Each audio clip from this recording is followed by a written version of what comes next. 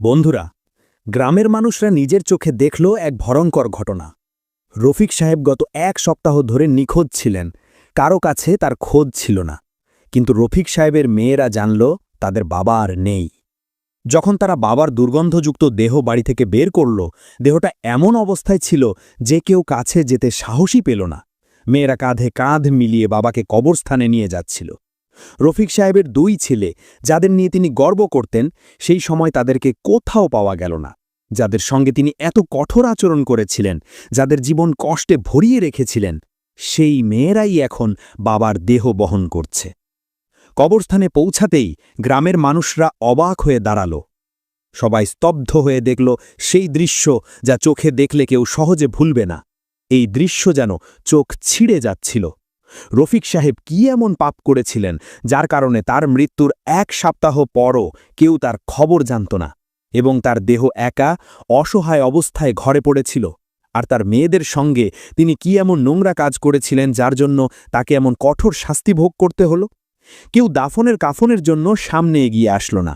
এর রহস্য জানতে হলে আজকের পুরো ভিডিও শেষ পর্যন্ত দেখতে হবে। এই ঘটনাটি ঘটে পাকিস্তানের এক উচ্চ বংশের লোক আজহার উদ্দিনের একমাত্র ছেলে রফিক সাহেবের সঙ্গে। রফিক সাহেব ছিলেন একজন অত্যন্ত নিষ্ঠুর ও ক্ষমতাধর মানুষ। যখন তিনি জন্ম নেন, তার মা মারা যান। তার কোনো বোন ছিল না। তার পিতা ও চাচা চাচি মিলে তাকে লালন পালন করেছিলেন। তারা চেষ্টা করেছিলেন তাকে ভালো এবং খারাপের মধ্যে পার্থক্য শেখানোর, কিন্তু মায়ের অভাবে তার লালন পালনে অনেক ঘাটতি ছিল। তার কাছে নারীদের কোনো মান মর্যাদা ছিল না। রফিক সাহেব যখন যৌবনের দ্বারে পা রাখলেন, তার প্রেমের আগ্রহ বিভিন্ন জায়গায় ছড়িয়ে পড়ল। আল্লাহ তাকে ধন সম্পদ দিয়েছিলেন। জমি জায়গা টাকা পয়সার কোনো কমতি ছিল না। সবকিছু ভালো কাজে ব্যবহার করার পরিবর্তে তিনি তা খারাপ কাজে ব্যবহার শুরু করলেন। তিনি তার স্বাস্থ্য, যৌবন ও অর্থ খুব অনিয়মিতভাবে ব্যবহার করলেন। তার জীবনে কত মেয়েই এসেছে, কত মেয়ে চলে গেছে তা হিসাব করা কঠিন। মেয়েরা যেন তার কাছে প্রজাপতির মতো। রফিক সাহেবের পিতাও তার লালনের ঘাটতি বুঝতে পারলেন।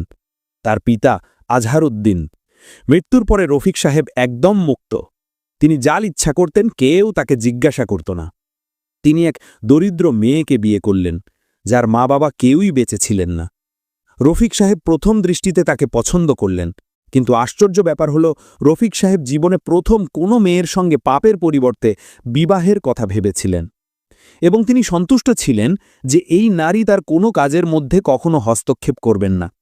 বিয়ের পর এই চিন্তাই সম্পূর্ণভাবে সঠিক প্রমাণিত হল। জাহিদা বেগম ছিলেন খুবই ভীরু, সংযত নারী। তিনি নিজের কাজ